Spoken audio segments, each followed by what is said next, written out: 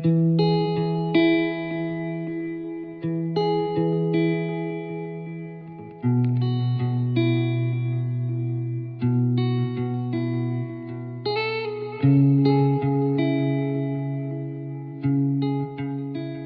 kegiatan ini sebenarnya kami berangkat ke SD Sukadana dan sekolah filial di Bayan untuk bertemu dengan guru dan siswa.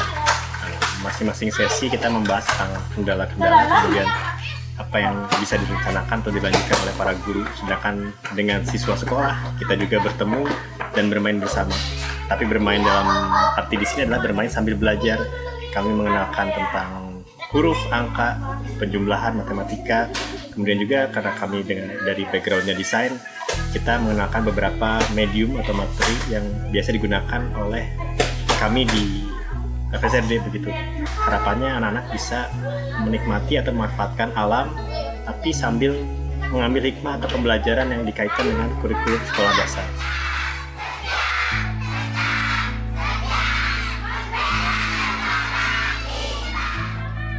Pak Sukadana ini termasuk sekolah 3D ya, terluar, terjauh, dan tertinggal. Memang kami masih jauh dari ideal.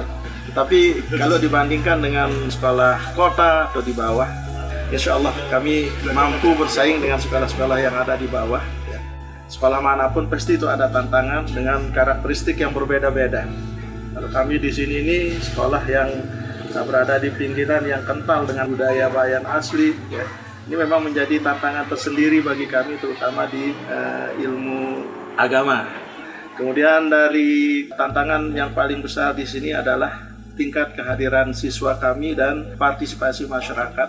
Alhamdulillah sekarang tingkat partisipasi masyarakat kita sudah mulai meningkat, ya. Pengelolaan sekolah juga sudah berbasis MTS.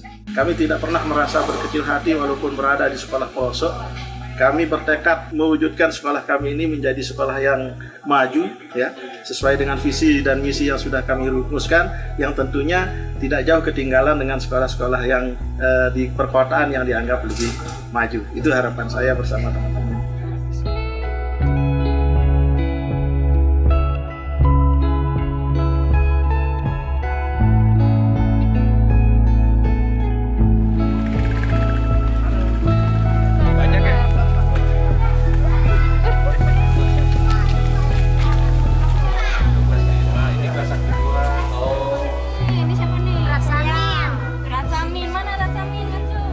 Filial Semokan Road ini berdiri 2011, di mana waktu itu anak-anak di Semokan Road ini tidak ada yang sekolah sama sekali, dengan alasan akses ke sekolah yang ada atau sekolah induk itu lumayan jauh, sehingga orang tua mereka khawatir.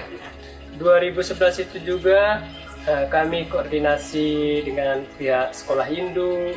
Mereka sangat mendukung untuk dibentuknya sekolah jarak jauh, di mana sebelumnya kami sekolah di rumah-rumah warga.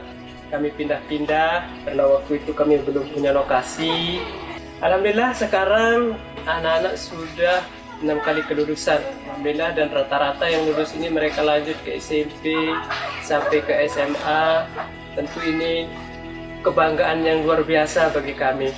Setiap tahun ajaran baru kita harus keliling door to door, turun naik gunung sampai ke pinggir hutan sana, kita cari ada ndak anak-anak yang usia sekolah. Nah, mereka tidak mendaftarkan secara langsung seperti di sekolah-sekolah perkotaan. Di samping itu juga orang tua mereka sama sekali tidak ada yang mengenyam pendidikan, sehingga mereka hanya belajar di sekolah saja. Di rumah mereka tidak pernah belajar karena tidak ada yang mendampingi. Paling pulang sekolah mereka membantu orang tua ke kebun, ke ladang. Tapi anak-anak ini untuk sekolah semangatnya luar biasa. Itu harapan saya juga ke depan, Semokan Road ini bisa berubah dengan adanya anak-anak yang melanjutkan sekolah ini, bisa memutus mata rantai orang tua yang masih kurang peduli lah dengan pendidikan mereka, pendidikan anak-anaknya. Nina Mama no, gambar Nina Mama no. Oh iya mau. Laki perempuan. Ya, kita bikin bulat lagi ya. Gambar apa si kakak no. Ya. Pertama, sebenarnya saling berkenalan satu sama lain dan sebenarnya ingin menemukan bagaimana cara mereka belajar. Di sini sebenarnya kita lakukan menggunakan semacam ice breaking ya. Jadi kita mencoba membuat satu objek geometris sederhana gitu ya. Kita contohkan kemarin menggunakan bentuk-bentuk lingkaran. Sebenarnya untuk memahami bagaimana cara mereka berkomunikasi dan bagaimana sebenarnya cara mereka berinteraksi dengan orang lain, terutama orang-orang baru. Di sini sebenarnya yang kita perhatikan adalah selain berinteraksi, juga mengembangkan ide-ide kreatif berangkat dari solusi-solusi sederhana. Jadi dari bentuk-bentuk sederhana ternyata bisa menciptakan objek-objek baru. Yang ini mungkin bisa jadi menjadi bekal buat mereka menjadi lebih kreatif, atau misalnya nantinya suatu saat mereka bisa menyelesaikan masalah sehari-hari dengan hal-hal yang lebih sederhana.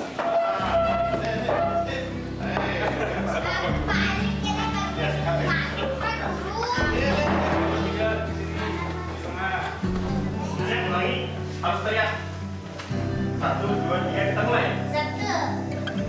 Kira hari pertama di SD Filial kita mencoba untuk mengamati suasana ruang kelas untuk melihat persepsi anak-anak terhadap ruang kelas yang mereka gunakan sekarang. Karena di sekolah Filial ini kondisi ruang kelas sangat beragam. Ada yang luasannya untuk kapasitas 10 hingga 12 orang, ada juga dengan tanah yang berkontur sehingga medan atau tempat mereka belajar sangat menarik sebenarnya. Nah, kami mencoba untuk melihat hasil pengamatan atau hasil observasi anak-anak terhadap apa yang mereka lihat sehari-hari di ruang kelas. Dan akhirnya hasil ini semoga diharapkan dapat menjadi satu modal untuk mengubah atau membuat adaptasi baru terhadap ruang kelas yang ada di berbagai wilayah, terutama di kawasan Bayan ini. Yaudah sini, ngobrol dulu lah. Gimana hari ini? Gimana? Enggak? Tenang. Tenang. Iya. Ngapain saja? Belajar. Belajar apa tuh? Matematik. Menulis. Kamu gambar juga kan tadi? Iya. Gambar apa saja? Gambar bola. Oh ya, gambar bola. Kamu sering main bola ya? Iya. Abis ini pasti main bola ya? Ya.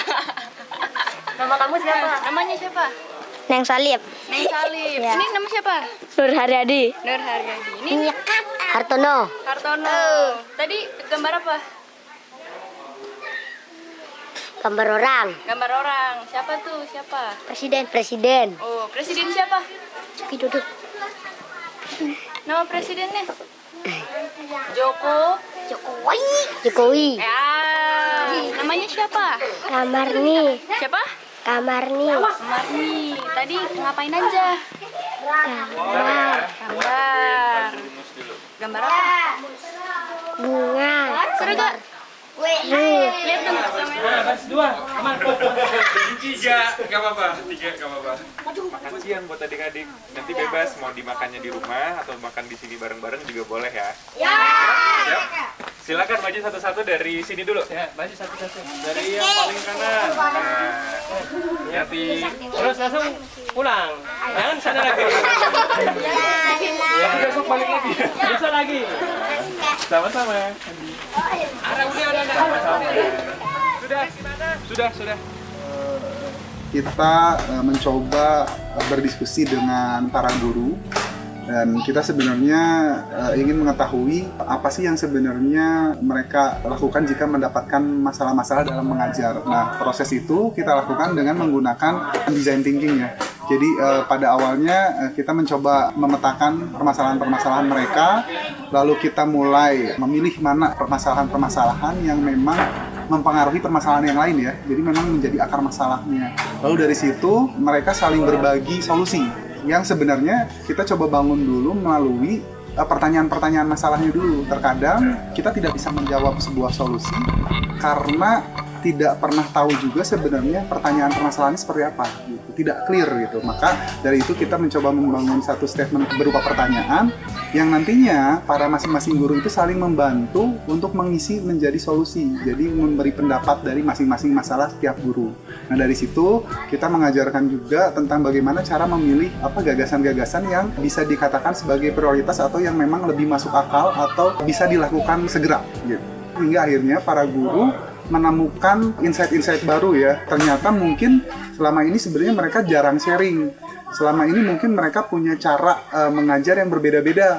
ternyata kalau di-sharingkan atau misalnya saling berbagi, mereka sebenarnya bisa menggunakan metode satu dengan metode lain itu bisa saling berbagi gitu. Ya, jadi gimana kesan-pesannya hari ini? Kesannya dengan kedatangan bapak-bapak dan mbak-mbaknya ke sini ya sangat luar biasa. Kami sering galau sendiri, gimana sih cara mecahin masalah? Nah, ternyata setelah adanya acara, bukan acara ya, setelah adanya solusi hari ini yang kita dapat tuh, ternyata semudah ini, bukan semudah, ternyata ada jalan yang lebih Kreatif ya? Iya, sehingga ya kita juga nggak apa ya, nggak monoton nanti untuk mengajarnya. Ya, akhirnya kita tahu itu untuk mencari titik permasalahannya bagaimana ke depannya. Terima kasih. Sebenarnya Mas katanya, saya tuh nggak sendiri di sini katanya gitu.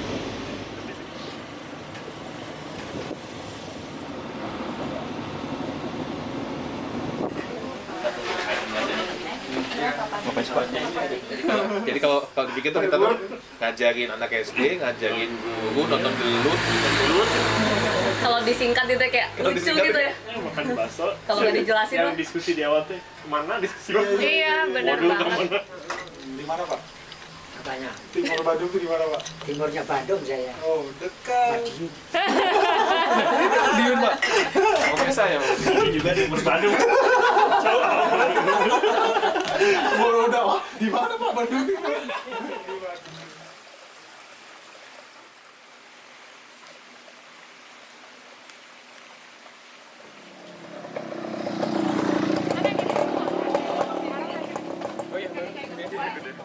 Tidak ada. Gua naik bagusnya. Soalnya di sananya kan jalan jelek sama naik. Yang motor siapa? Gua.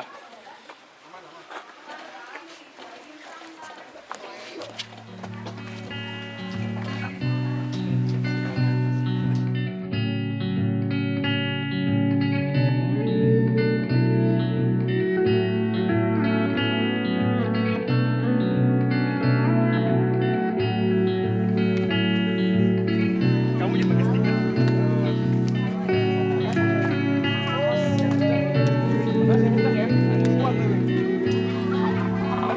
Hari kedua ini kita coba setelah kita tahu tuh kemarin udah kenalan sama anak-anaknya, kira-kira interaksinya seberapa jauh sih yang bisa kita engage gitu ya. Terus akhirnya dari Bandung kita udah punya beberapa bekal games edukatif. Akhirnya kita pilih yang kira-kira cocok untuk karakter anak-anak di sini gitu. Kemudian tadi tim Karasa pegang anak kelas 1 dan 2. Sebenarnya kendala bahasanya sih ya yang agak sulit gitu. Kitanya belum bisa bahasa mereka dan mereka juga masih belum bisa bahasa Indonesia. Tapi untuk kelas 2 udah ada beberapa yang bisa baca gitu. Tadi kita coba 2 game sebenarnya. Yang pertama kita mengenalkan huruf, yang kedua kita mengenalkan angka. Di perkenalan huruf kita pakai huruf alfabet, yang satu lagi gambar. Jadi mereka mencocokkan antara huruf pertama dari gambar tersebut itu yang mana gitu yang cocok gitu. Anak kelas 2-nya jadi mengajarkan juga untuk anak kelas 1-nya. Jadi ada kolaborasi juga di situ. Kemudian yang mengenalkan angka kita sebenarnya pakai warna gitu. Jadi menjumlahkan warna dari setiap tangan anak-anak itu gitu. Jadi anak-anak itu memilih salah satu warna dari 3 warna yang kami berikan. Kemudian mereka menebak ada berapa ada berapa jumlah warna dari yang mereka pilih. Misalnya yang mereka pilih kuning gitu ya. Terus tebak dari teman-temannya ada berapa warna kuning dari teman-temannya gitu.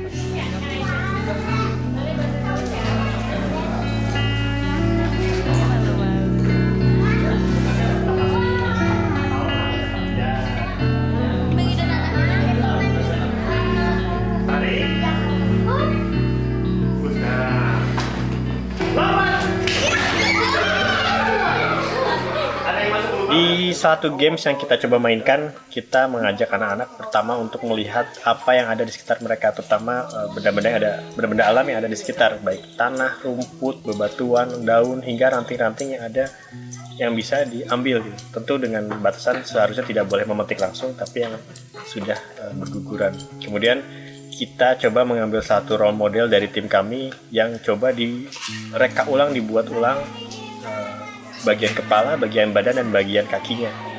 Cara mereka ulangi dengan menggunakan daun yang disusun atau ranting tadi disusun dan ditempelkan sehingga menyerupai bentuk anatomi tubuh manusia. Hasilnya sangat menarik dan ada sedikit diskusi, debat dan antara siswanya sehingga mereka bisa menentukan akhirnya menggunakan media atau daun yang mana atau alat yang mana yang akan digunakan.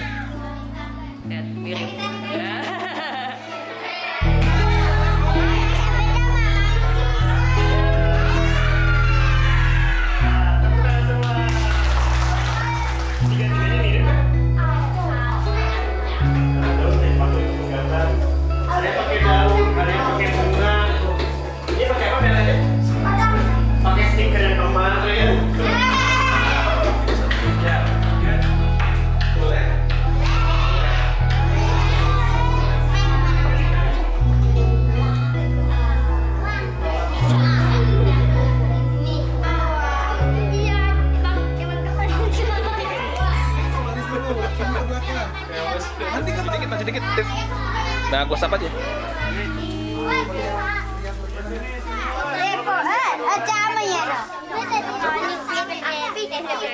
Keren. Seneng gak difotoin bisa keluar kayak gitu? Seneng. Video ini. Oke. Dadah. Mantap. Jempol.